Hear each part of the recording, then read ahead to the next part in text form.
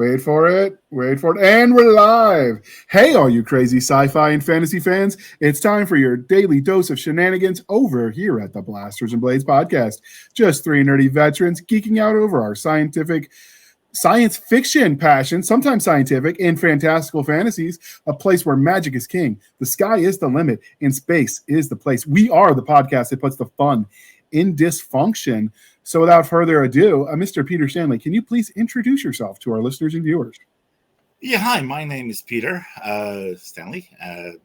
Actually, my real name is Piotr Mierzejewski, but I figured that with such a mouthful and 12 letters in my surname, Peter Stanley would probably be a much easier thing to swallow. I am a science fiction writer in New Zealand.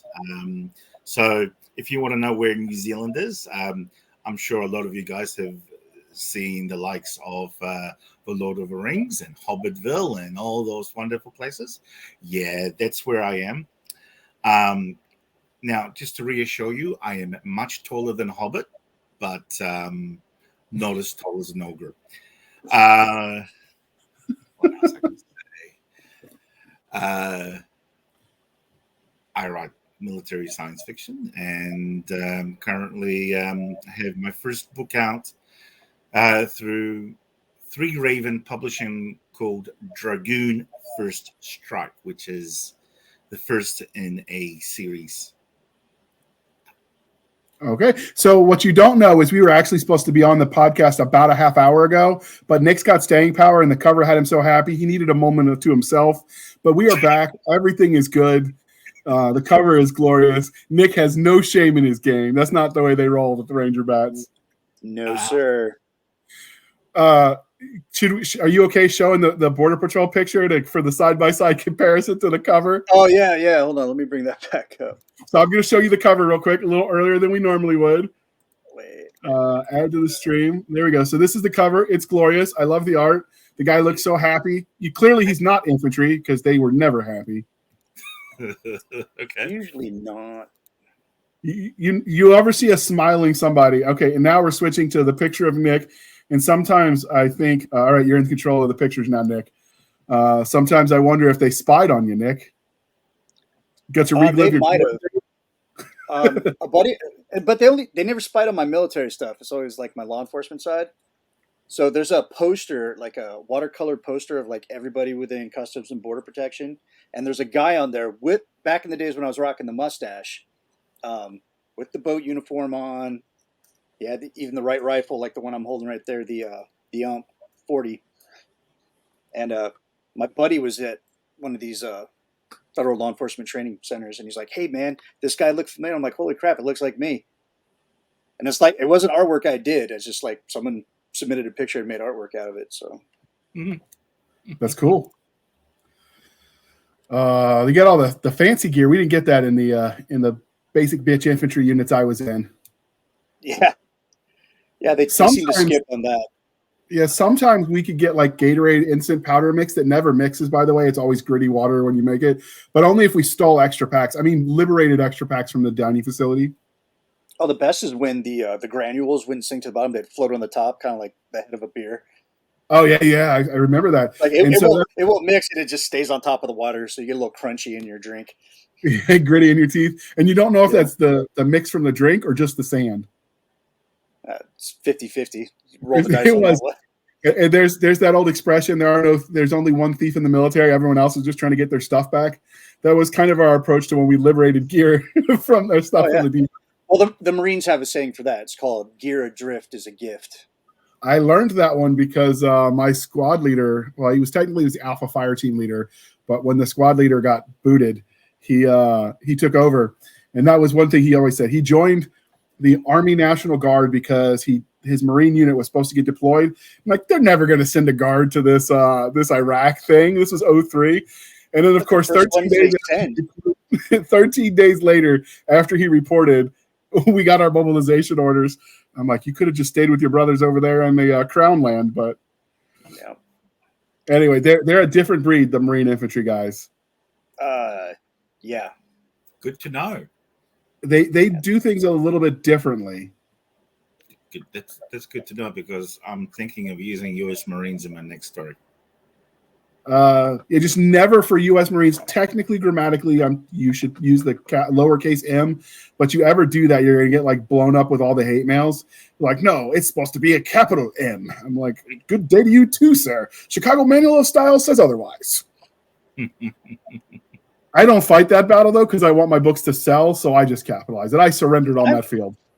Yeah, I'm always shocked when they make that argument because I didn't know they could read. Oh, touche. All right, so obviously you weren't always an author, so we're going to take that glorious cover. We're going to come back to that. So remember that look, people, because it is glorious. I really like that art. His illustrator has done some work for me too. J.F. Posthumous. Yes. Over at Three Ravens. She did the zombie cover for us, Nick, the one that you got the story in. Oh, yeah. Fantastic work. She's got skills. But so you obviously weren't always a science fiction writer. So how did you discover the genre that is like science fiction, fantasy, speculative fiction? Like, how did you come to be a fan of all the things? Me? I've been a voracious reader since I was knee high to a grasshopper. And for me, it was a form of escape. In the sense,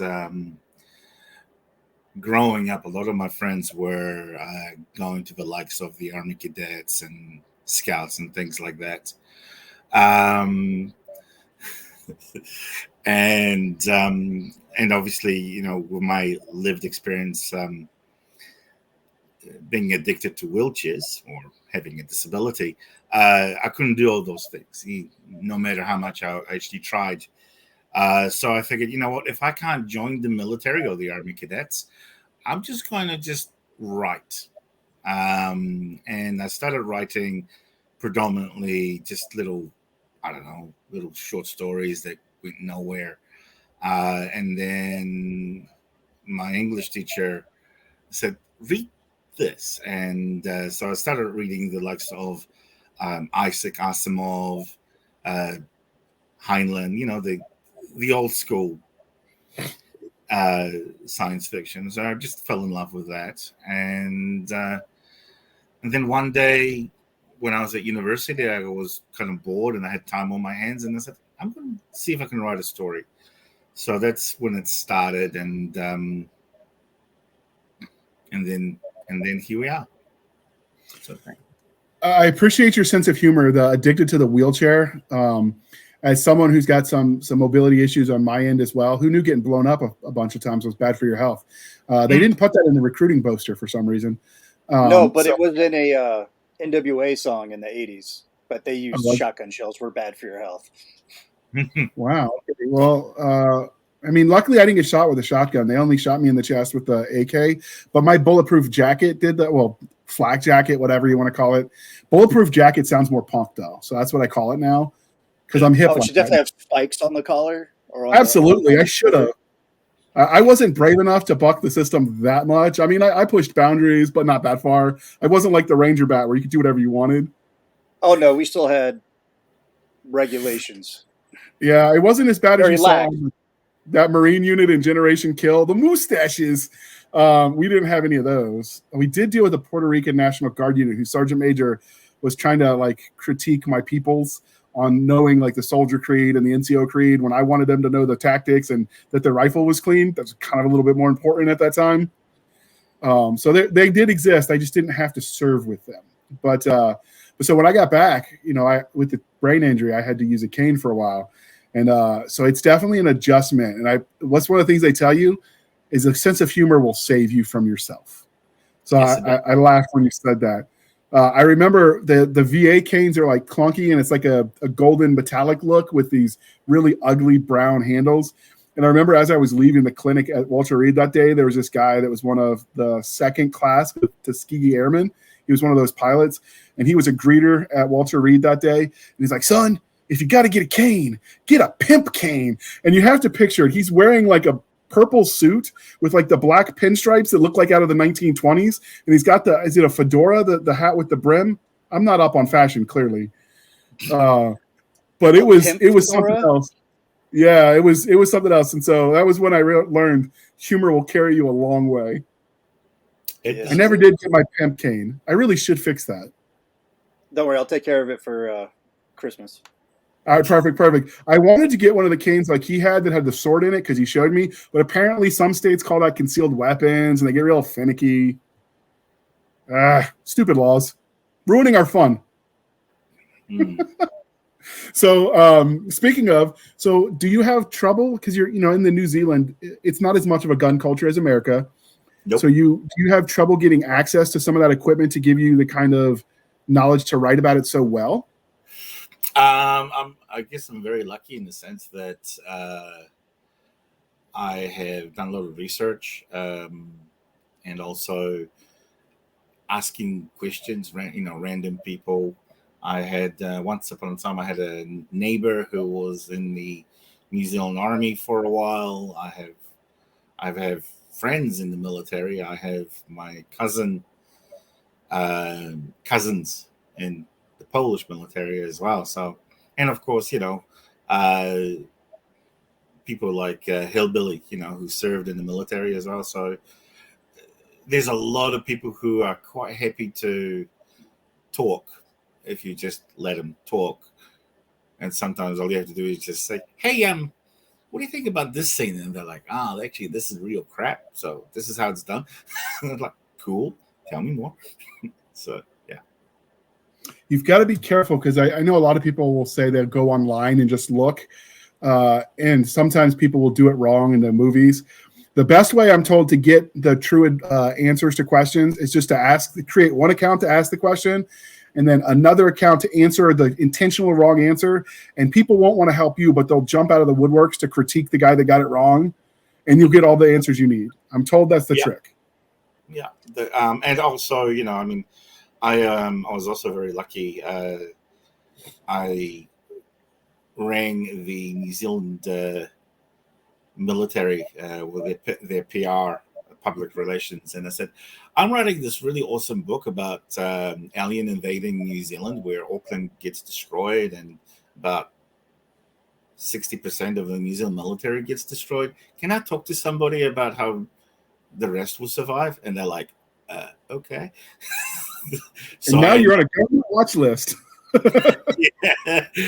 So and then they actually gave me contact details to this colonel who was a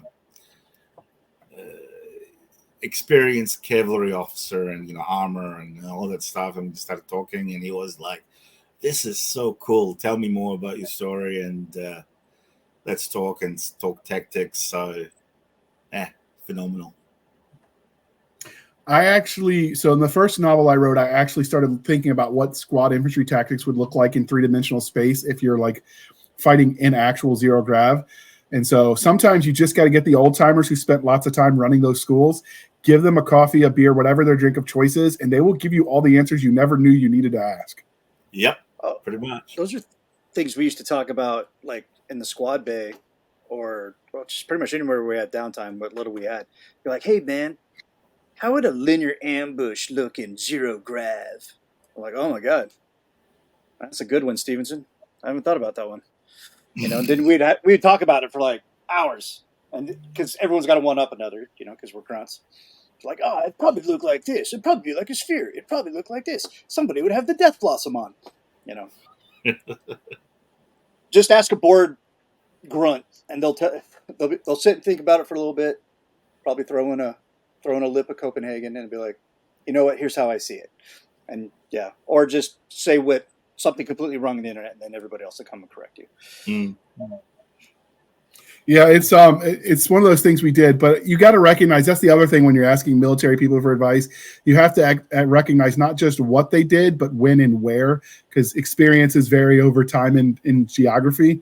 So someone who served in the Cold War Army's experience is going to be entirely different than someone that served in the GWOT, Global War on Terror, versus someone who served garrison versus field. Because we got away with stuff in Iraq that if we did that in the garrison environment, we'd be in Leavenworth still making big rocks into little rocks. So it's just, sometimes you have to know like where their advice is coming from. Because I've ran into that with people that served during the Cold War that don't understand that the micromanagement that you did in the 1980s does not work in the 2000s. Because quite frankly, when you're at war, you don't have time to like hold somebody's hand. You need them to be able to do your job, their job, and the job of your boss, because people die. Yep. So it's definitely a fun thought exercise. Did you get any pushback when you were doing your studying? Me? No, Yeah. not really. The only pushback that I got was the alien. When I tried to explain the aliens to them, they were like, "Oh, wait a minute, they're aliens." Like, yes. Well, what do you mean they saber-toothed tigers? Like, well, yeah, they're saber-toothed tigers with technology. Yes, but Nick's already drawing that comic book.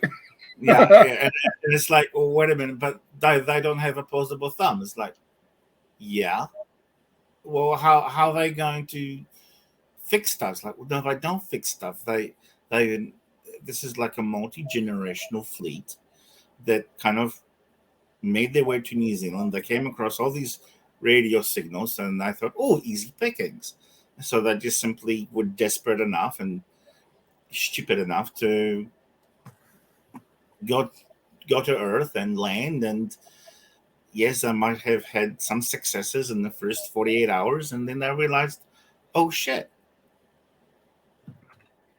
they landed in North America where there's a lot of guns, and then they land in New Zealand when there isn't much guns, and then they land in Russia, wow, or Europe or whatever, But the way that I describe my aliens is that they are not a united species. They just happen to be, I don't know,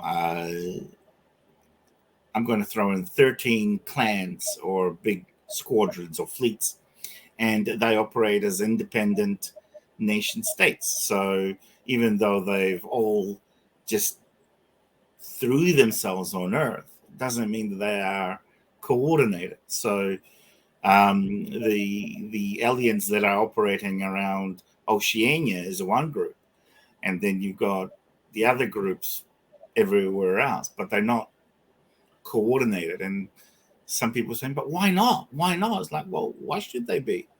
I mean, this is not Independence Day. The movie, where everything's all nice and clean. No, these guys, some of the aliens eventually are going to realize, we actually want to survive, and so we're going to play nice with the humans instead of eat them. Well, so how do you get around that? Oh, go ahead. Which part? The eating part or the... No. How do you get around the lack of opposable thumbs to do the maneuvering to build the technology, though?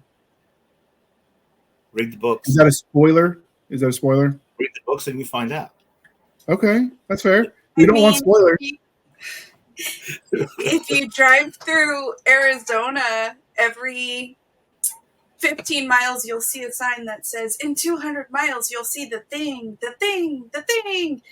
And we get there, we pay our $2, we go inside, and it's all about aliens, mind-controlling dinosaurs, and then the dinosaurs getting smart and going after the aliens.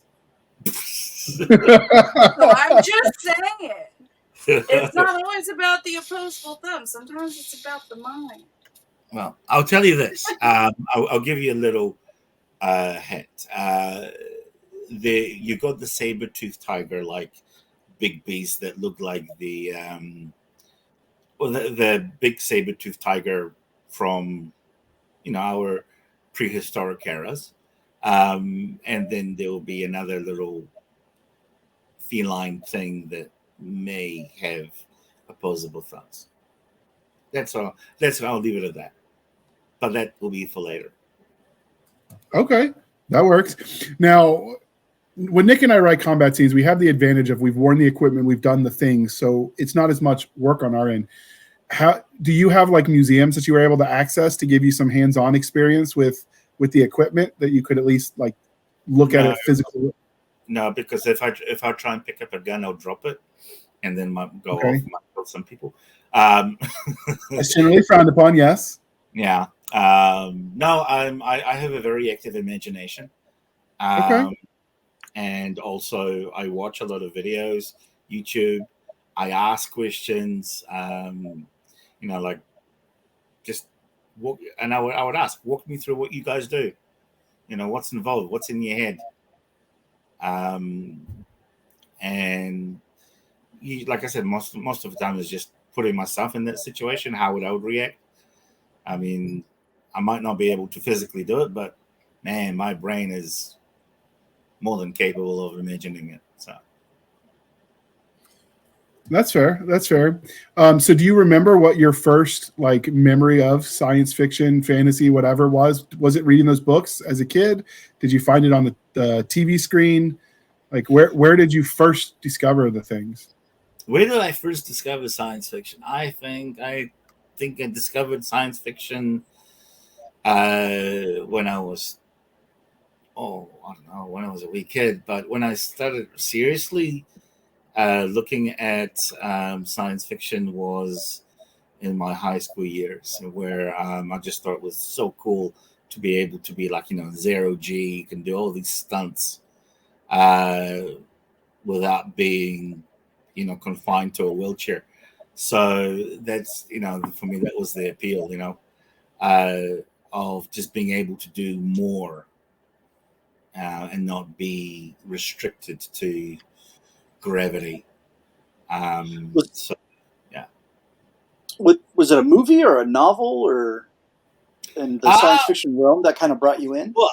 It was a book. It was actually Starship Troopers. Okay.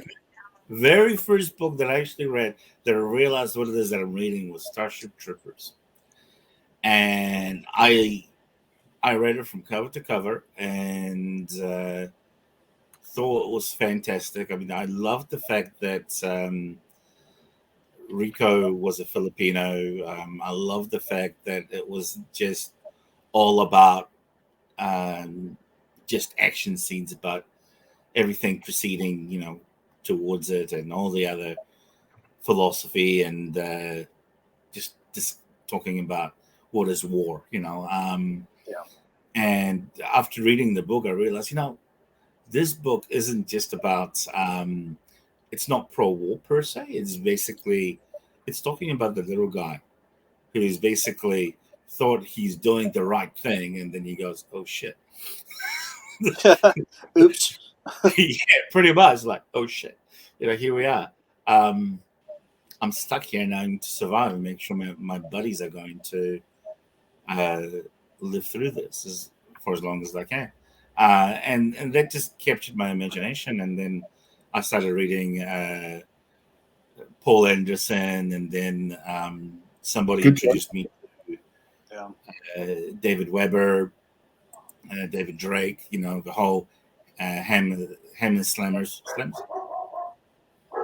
David Drake, and Ringo, the whole porcelain thing. So that kind of captured my imagination. And down the line, I wanted to write something different, and because watching Independence Day, which I thought was great, what a great movie. I just thought, you know what, it's a great movie, but there's one problem: virus. I mean, how on earth would an alien species just die like that, or even War of the Worlds, which, by the way, I love the audio visual, not audio, the video, the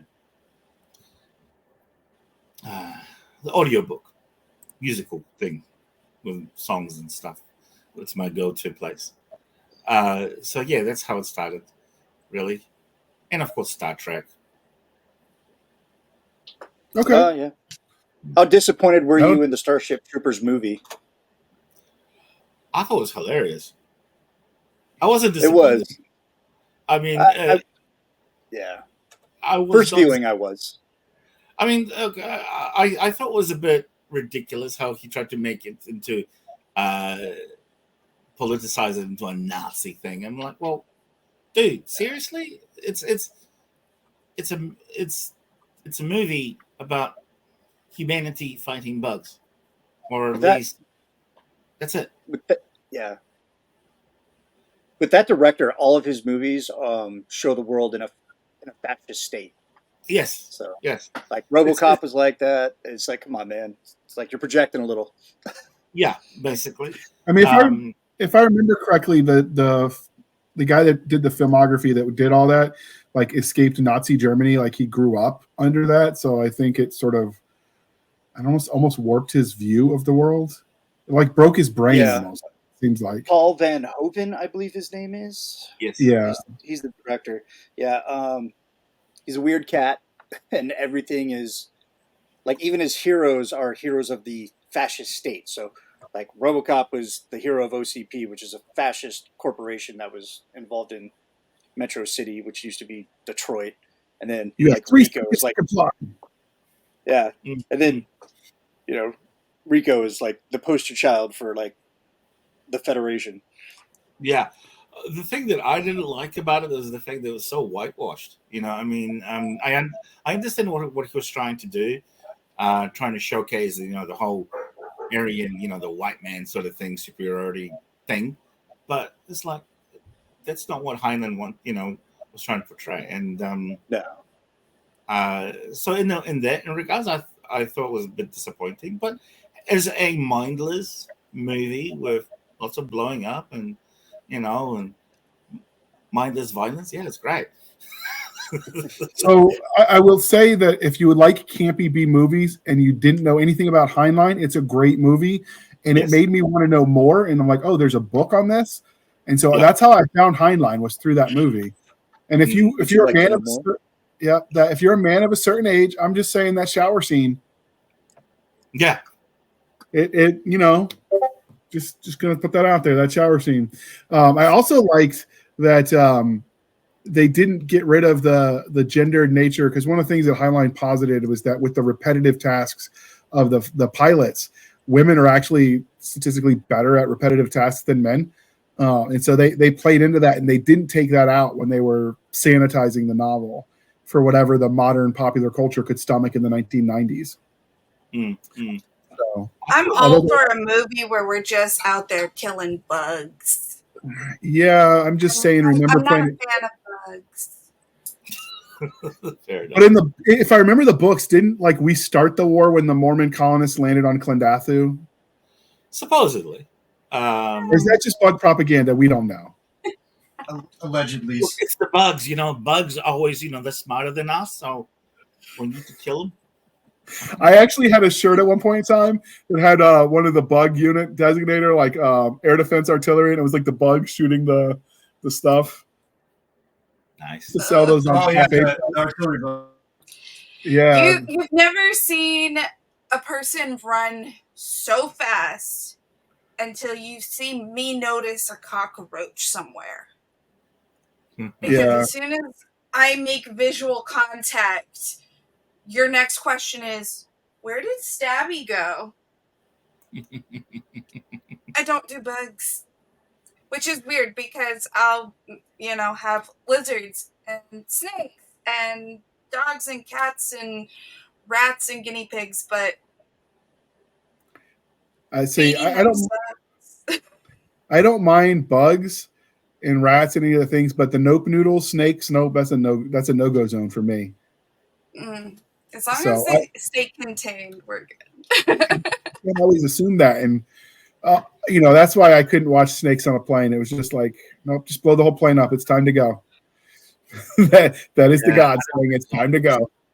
That's my theory on bugs. So, all right, we're going to pause for a moment while we shamelessly shill for the man, and then we're going to come back and dive deep into the world that is Dragoons.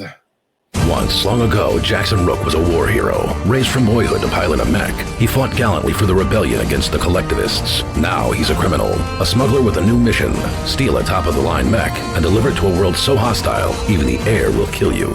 In the smuggling business, it's best to take the money and ask no questions. But when the client runs roughshod over the planet's citizens, Rook must look deep inside and see if the heart of a warrior still beats within.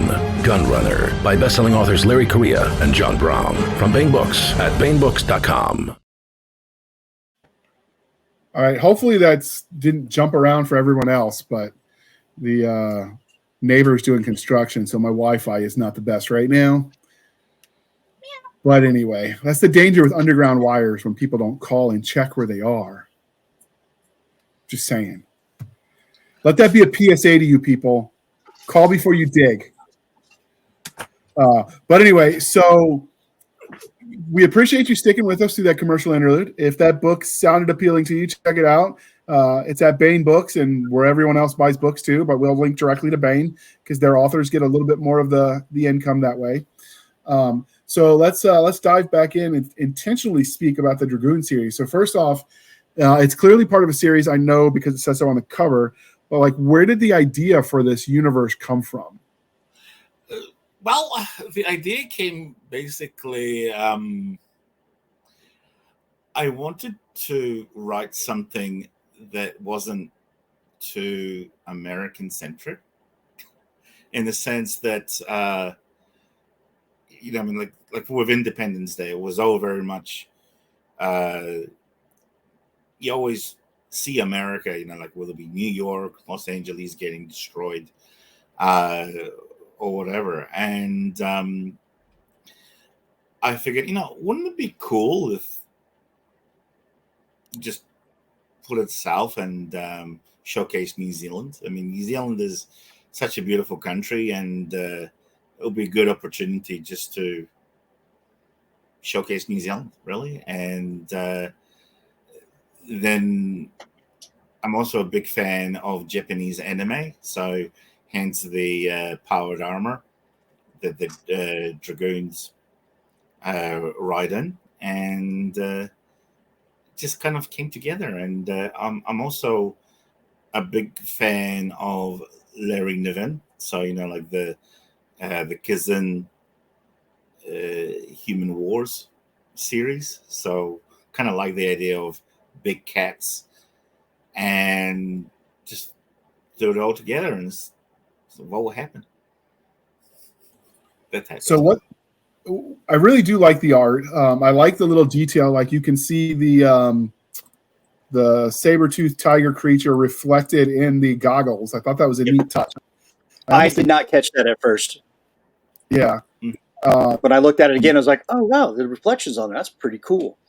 I'm not sure what's reflecting on the left side of the screen, but what's the story of this cover art? What's the story behind this cover art? Well, my publisher thought it would be a good idea to plaster my face all over the cover. So that's supposedly me. He said, after reading the book, I could only just imagine you being the main character. So here we go. So that's what it was. And I basically, when I was writing the thing, I was always telling Hillbilly that the idea that I got was from my inspiration came from the likes of Command and Conquer. I love that game. Mm-hmm. So that's where I got the idea. And I was always visualized that style for the good guys, and that's how it started with the cover. Okay. Does anything about the cover stick out to your artistic eye there, Nick? No, it's not very complex, which is not a bad thing. I think simple is better. There's some subtleties in there. Like I said, I had to do a second look to notice the tiger, even though now that I've seen it, I'm like, how did I miss it? But I think it's really cool. The art style, is that AI generated art or? I'm not sure. I think it's a combination. Combination of both. That's cool. I dig it. Yeah, definitely reflects like your inspiration with Command and Conquer, because you always had that one like heroic looking dude. Yep. Right there talking to you. Yeah, that's Harvey. And what I like about like his helmet, it's stuff that's in play today, but there's some little nuances added to it, like the goggles and the nose bridge shield underneath it. So it also looks like maybe like a face mask can attach to it also, or it goes over a face mask. So there's a lot of cool stuff going on with it. Yeah. When I initially described the image in my head to Hillbilly, I said, "Look, just imagine a helicopter pilot, with the whole helmet from the Vietnam era." Yeah. And he goes, sweet, and here we go. And there we go. Yeah, because I've always imagined like mech pilots like being like pilots inside an aircraft. They would have their own oxygen. They would have the goggles. Yep. Yeah. So is the other cover for? I mean, we've talked about this. It says book 1 clearly on the title, so clearly more is coming. Are the rest of the book covers going to be the same vein, or are we going to get to see the mech he's piloting? I don't know. I have no idea at this moment. Right now, book 2 is in Hillbilly's hands, so it's just a matter of when. But if the second book basically still has got a lot of action around the powered armor, and I'm also introducing a ground effect vessel as well, which is sort of like a combination of a powered armor carrier and that can fly across land and sea and stuff. So maybe that could end up on the cover. I don't know. We'll see. So question that I always like to ask when it comes to military type books is it how do I phrase layman? Like, if somebody who was never in the military sat down with this book, would they be able to keep up with it? Because I know some sci-fi books, it's hard to keep up with some of the military jargon when you've never been in the military. So would you say that?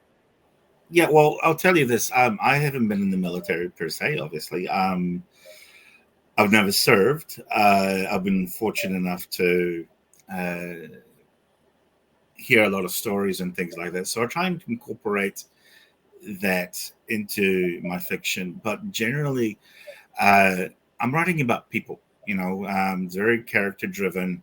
I've got people there who are thrown into situations where they've never expected themselves to be in. So it's about the people. I mean, I have a guy there who, a police officer who's like, wait a second, I'm about to get ripped up by a bunch of aliens. What do I do? Things like that. Or, you have a guy who's, you should just read it. But it's, I find it's very approachable. It's, I don't do gun porn per se, in the sense, there's no pages and pages of technical overview of how a missile looks like or the schematics or anything like that. It's about the people and what's happening around them. Okay. I'm big on buying books while we're sitting at the computer, so I've already texted the hubby and said we need to add this to our collection. Thank you. And what Madam Stabby wants, Madam Stabby gets, because Nick doesn't want to die today.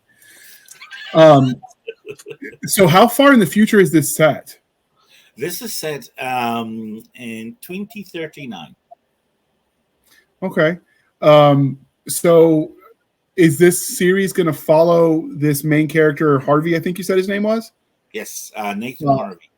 So yes, at least next 5 books, he's going to be alive, one way or the other. He might get chewed up a little bit. Notice he didn't say healthy, Nick. Did you catch that? Huh? I said we noticed you didn't say he was going to be healthy, just alive. Yeah. Well, he's one of those people who leads from the front, and so sometimes that will get into trouble. But yeah, he starts off as a flight lieutenant in the Royal New Zealand Air Force, and he will end up as like a group captain, which will be the equivalent of a colonel in American military thing. So in this That's why- future setting, do you have anything with in the past New Zealand and Australia where had Anzac where they work together? Do you bring that back into this world, or does New Zealand stand alone? No. What I'm going to be doing is that eventually they're going to, each country is for the first maybe year just doing their own thing, trying to figure out what's going on, because the aliens managed to shoot down some of the satellites, not all of them. So you got satellite communication that is a bit sketchy. You got internet that's a bit sketchy. So and some areas have gone completely dark. Like for example, Europe, like Central Europe, will go dark. France will go dark. America will, be semi-dark. Parts of it will go dark, and other parts will be very much in communication. We'll just call it dim. But eventually what will happen is that I'm going to introduce currently, you know how the American military has got Pacific Command, European Command, Atlantic Command, and things like that. Right. So I'm going to borrow that. So, for example, New Zealand, Australia, Oceania, the US will form Pacific Command, which will be like my version of NATO or ANZUS, but more regional. And then there'll be like a China Command, there'll be a European Command, and which is like a military alliances that would form into confederate blocks. So down the line, that is if I'm fortunate enough, I can once we kick the aliens out, then there will be humanity jockeying into position who will reclaim the solar system. You know, will it be the Chinese? Will it be the Pacific? Will it be the Europeans? Or will it be somebody else?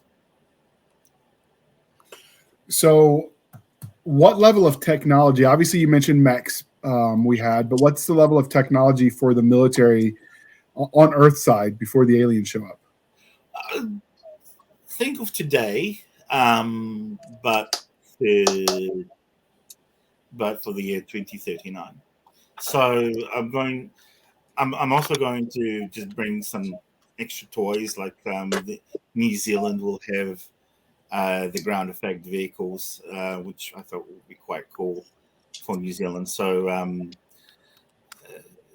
I want to introduce an aircraft carrier that is twice the length of the Nimitz class as well, which will be converted into a big ass spaceship, in homage to the Battleship Yamamoto series.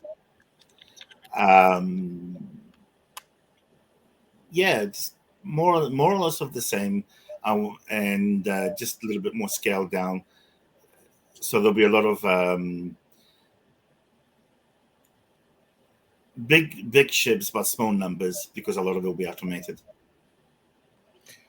So at some, it does. So at some point in time, do you intend to take humanity to the stars, or is it going to stay? Okay.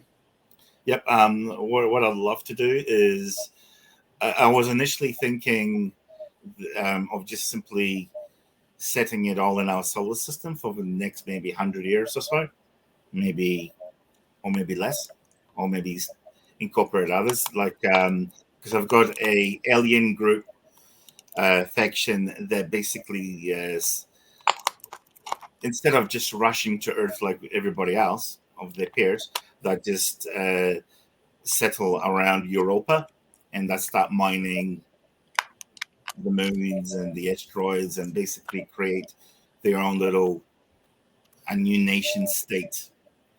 So there'll be a bit of a conflict between humanity and them, or the sort of the relationship of how do we share the solar system with these aliens, or do we kick their ass, or are we going to have a cold war, or what? So choices. Okay. Very human. Yeah. So how did you go about creating your aliens so they had their own distinct culture? I threw in a lot of historical examples. My aliens, who I'm calling sabers because of their saber teeth, but they are known as the Kaha-Asi. They are they started off as a military fleet, and they basically degenerated to medieval European levels of, the officer corps will be the nobility. You got your yeomen, you got your freemen, and things like that. Then you've got your shaman, who are basically your engineers, your scientists, and things like that. So basically, your commanders are a bunch of idiots and illiterates, and yet your scientists, your religious caste, are very educated. It's sort of like medieval Europe. So it's a combination of that, Japanese culture, and the Mongolians, just in alien form. Sounds cool to me. So you told us about Harvey, the main character. Were there any other POVs that we get to see the story through? So do we get to see it through the alien's eyes, or is it all human centric? In this particular book, it's all human centric for now, but you will encounter the likes of Inspector Sarah Morgan, who gets roped into doing a suicide mission to Oaxaca Air Base, and so you kind of get to see her perspective for a little bit. She used to be a part of the special tactics group for the police, and so with most of the special air service destroyed and wiped out in the first 48 hours of the alien invasion, the New Zealand military basically has to make do with anyone who basically knows how to shoot a gun and has got some special forces training, like the police, will be thrown into the mix. You'll also there'll be a guy called Greg Wilson, who will appear in another book later on, who basically manages to survive. There will be you'll briefly be introduced to the overall American commander of the program that has prepared humanity covertly for 20 years as well. You will get to see. There's a few characters who unfortunately don't make it. So, are you a fan of the movie Red Dawn? Because I'm getting some definitely Red Dawn in New Zealand vibes with how you organized the resistance. Yeah, there's some vibes of that. There's definitely my vibes are more around computer games. Okay. So if you're like a fan of XCOM, for example, that's got that sort of wee vibe to it, or Command and Conquer sort of thing. Bit of Alien, bit of this, bit of Okay. that. So, you've obviously written book 2. And you talked in the pre-show that you had book 4 written, but you were working on book 3. So Yes. where do you see this arc with Harvey ending? You said you implied there might be more arcs with other characters, but the Harvey story, where do you see that ending?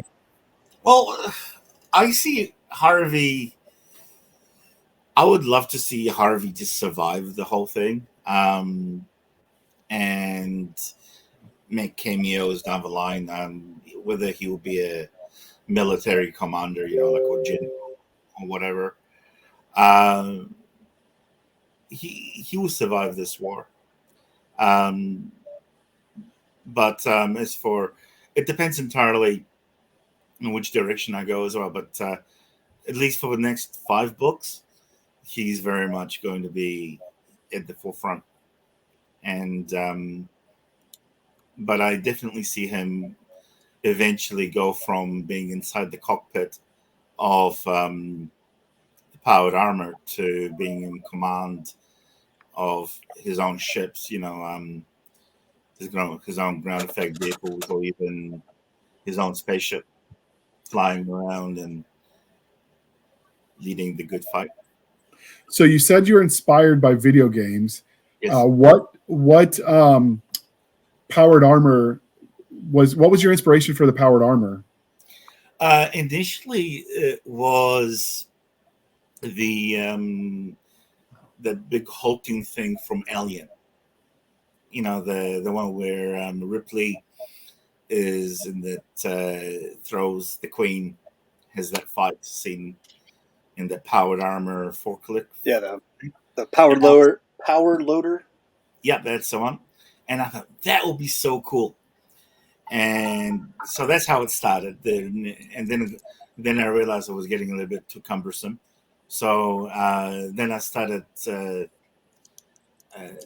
I'm a big fan of what's it called? There's a series called the Jovian Wars, which is like a role-playing tabletop game, and I have these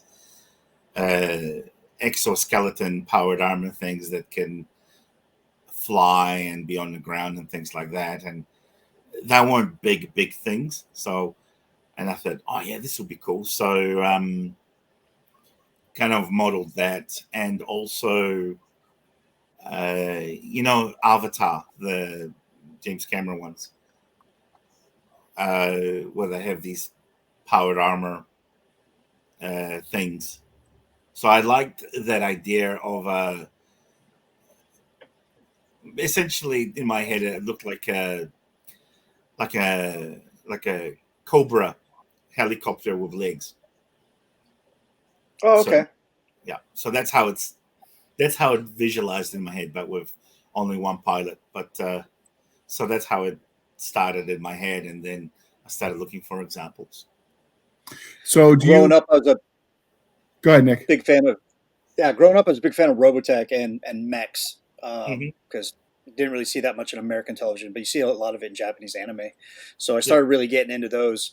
And then Transformers, like their design could easily be mechs. I mean, they are mechs, but like human-driven mechs. So the idea of like a battle armor, battle suit was pretty cool, especially I think it was like season 3 of Robotech, where they didn't have the they used to look like F-14 Tomcats that turned into people or like humanoid looking things, but they started going towards like it was a motorcycle they would drive, and then the motorcycle would break apart and then add on to their power armor. Mm-hmm. So I thought those things were really cool. So I'm a big fan of mechs and how people, create them and describe them on either the screen or in literature. So I'm pretty stoked to see how the sausage is made in the book, with this in regards to the power armor. Yep. I do have I want to introduce a powered armor that I call the Bumblebee. The Bumblebee. I love it. Yes, the Bumblebee. I'm going to introduce that. It'll be a 2-seater. But I just need to find a place. It's already designed and everything. I just need to find a good story for it. So I figure it'll be quite cool to actually have two pilots do the whole Top Gun like thing where you got your Maverick and you got your Goose, rather than and your Kowalski, but in powered armor. That would be cool. Definitely giving me Jaeger versus Kaiju vibes. You're muted. I know, but I you're hear. not. Oh, okay. All right, you can hear. All right. Yeah. Kaiju and Geiger. Yes. Great movies. I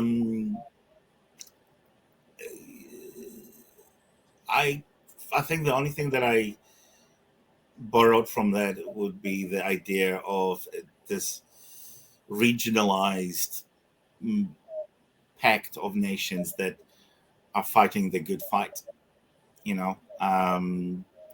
So it's like a faction. And because initially I thought it would be quite cool to go with a united planet thing, and but then I realized for what I want, it'll be better, cooler, and more intrigue and more possibilities when I have humans fighting each other across the solar system and a bunch of aliens as well. So because I might reintroduce the Aztec Empire who worship the sabers, or revitalize Egypt who worship big cats that eat them. I don't know. So many possibilities. You have That to would put be in a the fun blood way for to the go. blood god. Then that's probably trademarked by somebody, but I'm just blood for the blood god. Could be the Aztecs. I think that's a Warhammer line, though, isn't it, Nick? He says yes. His computer still hates him. We did an interview about aliens, and he thinks the government was on to him because suddenly when we started talking about secret government organizations, his computer went wonky. We're not saying they're spying on him, but we're not saying it either. So It's been driving me nuts. with the tactics that you created for your mech suits, is it more solo hunter-killer type style? Are they operating in packs? Like what did you envision for the way they fight with these machines? Imagine a fighter squadron, and so they would operate in wingman formations. So I've got my squadron is split into elements of 4, like a flight of 4 or a troop. So they would operate.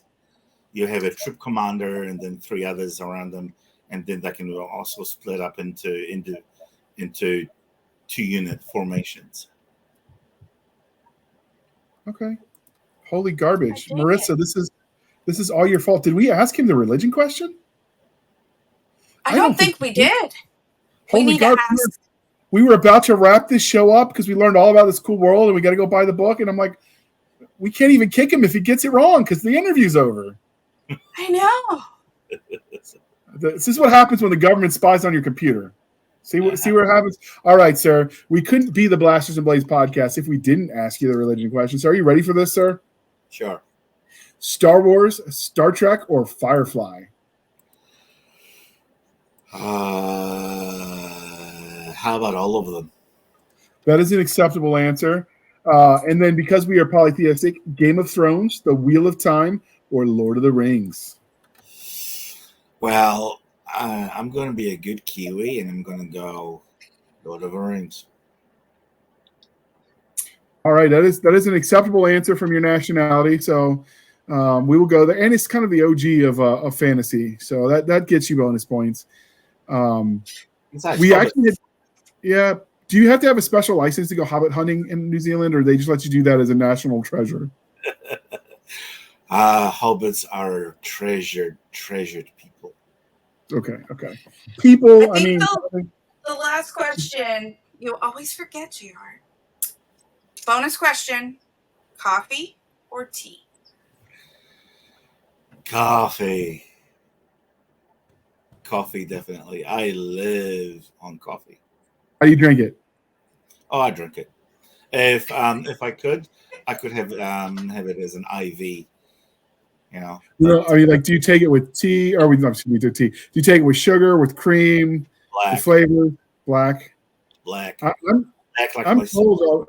Oh, you beat me to it, Peter. What did he say? I said black like my soul. Okay, yeah. I hear that from Nick all the time. Remember? So, black. We drink our stuff. We're hardy men, hardy folks. I'm told when I grow up I'll drink it black, but for now I like it frou-frou with all my cream and sugar. And sometimes Stabby and I like to go all basic bitch, and we drink the pumpkin spice latte. All right, so assuming obviously that you could fix your addiction to your wheelchair, if you could live in this world, would you strap in the mech suit and fight the Sabretooth? Oh, hell yeah. Definitely not only the powered armor, but dude, I would also love to take one of those ground effect vehicles for a spin as well. So I'm going to have a lot of wonderful little technology that's going on. I'm going to have spaceships coming up. And so like the American point of the story, I'm going to introduce the spacecraft development group that started off as part of Space Command. So there'll be a lot of toys. So if ever have the opportunity of having the merchandise, yeah, there'll be toys. So I'm envisioning. Have you seen Fifth Element? Yes. In the beginning scene where Bruce Willis is driving the taxi, yes, that's how Nick drives for real. So the world might not be safe if we let him into one of those mechs. It gets worse as I get older. So Nick, I mean, how driving? So Nick, how long would it take before you buzz the tower? I'm just asking. Oh, within the first 45 seconds, probably. Tower, man. All right. So target, boom. So, do you have a estimated publication date for book 2 yet? Not yet. It's still in Hillbilly's hands. So okay. So it's with the editor still. I got it. Yeah. All right. Come on, Hillbilly, chop chop. No peer pressure or anything. Was there anything that we didn't ask you about this world that you wanted to tell us before we wrap it up? I felt like we dove in pretty deep, but I think it's a very cool setup. It's different. But still got all of the wonderful tropes that you would expect in any military sci-fi, especially one with mechs. I just hope that people will enjoy it. And if people get a little bit confused about the whole rank system, because I follow the New Zealand military ranks, especially with the Royal New Zealand Air Force, I do have a section in the book explaining the ranks, so hopefully that would not make things too complicated. But if people want me to simplify things, just let me know, and I'll take it under advisement. I actually like that you didn't make it American-centric because, when you lived it for years and you read about it all the time, it's always fun to see a different perspective. So no, I think readers are going to dig that it's not same old, same old. So since it's not American centric, then the question is, which part of your country did you have the most fun blowing up? Auckland. Is there a reason? Yeah. See, here in New Zealand, Auckland is like the biggest city, and basically everybody else complains that New Zealand begins and ends with Auckland. So I solved that problem by blowing it up. That's there valid. You go. I think Americans would also feel good blowing up Oakland, just on the other side. No, not Oakland. Auckland is for him. Auckland. Oh, okay, sorry. Well, we already blew Oakland up ourselves. We blew Oakland up already. We didn't even need an alien invasion. So before we let you go, this is an important question because I'm a sports guy. Did the New Zealand All Blacks survive? Definitely. All right. And are they performing their haka as they taunt the aliens? Well, you'll just have to see that in one of the books. Now you have to add a scene to like book 4 where they do it in their mech suit. The mech dances the haka in front of the enemy. I want to reintroduce the 28th Maori Battalion. Nice. So the thing that I'm doing with my thing is that I'm going back in history and I'm looking at wonderful examples that we've had, with the New Zealand history during World War I, World War II, and the like. So I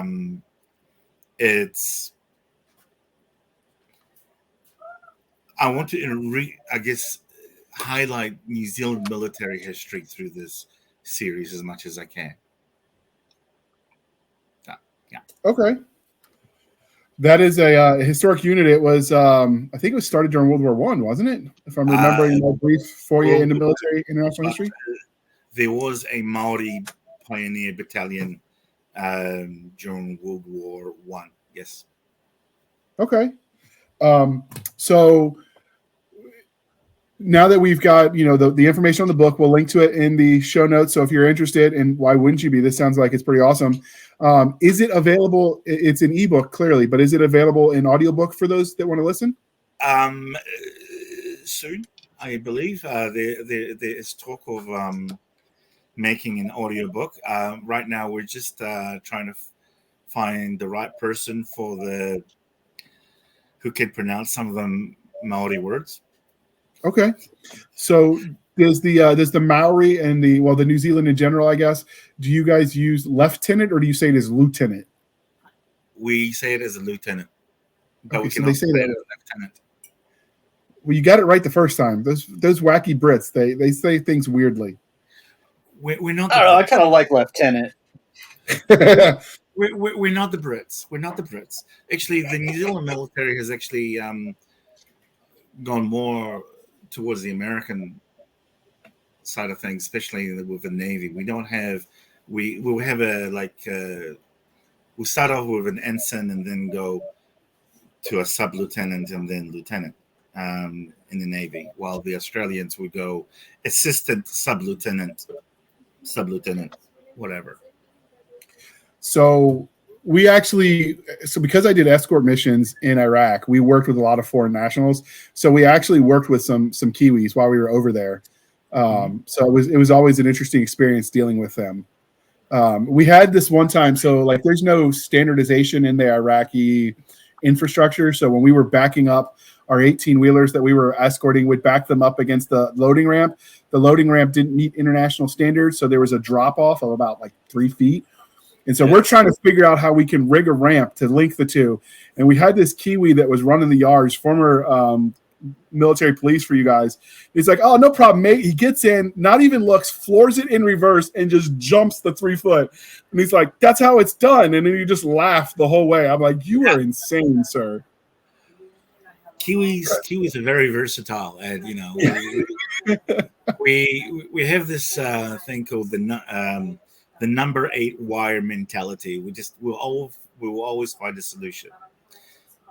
So, and that's why I figured, if I will base this story in New Zealand, the military will survive. I mean, I know that New Zealand military isn't that big, but dude, we will survive. We'll kick ass, and humanity will be great again. I like it. I like it. All right. So, was there anything we didn't ask that you wanted to tell us before we wrap this up? No, I think that's it. All right. So, if they wanted to stalk you, follow you on the wild, wild interwebs, how can they do that? And as usual, links in the show notes. They can find me on Facebook. They can find me on Twitter. Those, yes. For now, I've also got a website which I'm in the process of rebuilding, and might reintroduce my blog. But at this moment, the best way to get a hold of me would be through Facebook and Twitter. All right. And this is the part where we remind you, dear listener, to please be kind and speak your mind on the reviewing platforms. Your reviews help the right readers find the right books, and it's very important with debut authors. So show the man some love, check his book out, give it as many stars as you can stomach, and then add a few more for just because, and rock on. His links will be in the show notes, and you can find us on our Linktree at linktr.ee, Linktree/Blasters and Blades podcast. Again, Linktree /Blasters and Blades podcast. We link to all the things, our BitChute, our Rumble, our Twitter. We're adding Madam Stabby Stab's Instagram and Twitter in there as well, so you can send her all the hate mail. She loves to read it. She will snark back and she might threaten to stab you, but you asked for it, people, and it's your fault if it happens. She cannot be held responsible for any shenanigans you instigate. I believe that was the beware. Right, Nick? It's on them if they start the fight. So with that being said, you can also find us on Twitter at SF_fantasy_show, Sierra Foxtrot _fantasy_show. You can email us for serious inquiries only, because now you can send the hate mail to Stabby at blastersandbladespodcast@gmail.com. Again, blastersandbladespodcast@gmail.com. We have a Facebook group where all the shenanigans happen. It's Facebook.com/groups/Blasters and Blades podcast. We share the episodes there, and if you ever want to ask the authors or the guests questions, comment on the episode, that's a great place to do it.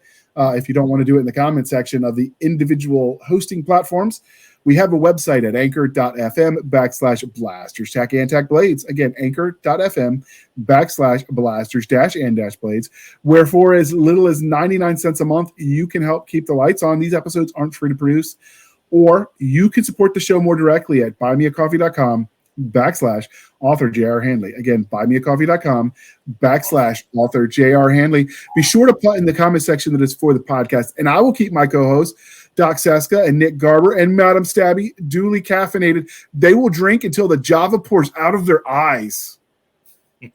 That's right. We need more of it for that. And we had a recent offer today from a guest of the show and friend of the show, Mr. Rick Shaw. He's going to help us host the proper website, like grown-ups and stuff, Nick. How's that going to be? I don't know what we're going to do. Look at all professional and shit. I don't know, man. Seems like a lot of responsibility to be adult-like. I don't know. Like we might have to. We'll have to have meetings that involve copious fluids of the alcoholic cleansing variety, because we're going to cleanse our liver as we think this through, right? You mean an intervention? Yeah, that was last Tuesday. We're starting all over again. All right. Thank you for spending some of your precious time with us. For Nick Garber and Doc Cisca, I am J.R. Handley, and this was the Blasters and Blades podcast. We'll be back next week at the same time, where we'll indulge our love of nerd culture, cheesy jokes, and all things that go boom. We appreciate you coming on, Peter. This was a lot of fun, and we'll have to have you back. All right. Maybe we'll get you on to talk about all things speculative fiction in New Zealand, because I imagine your stories that are local to you are going to be a little different than what we're used to. Yeah, probably. That'd be a fun episode. It would be. All right. Well, you have a wonderful day, sir. Thank you for coming on. Thank you.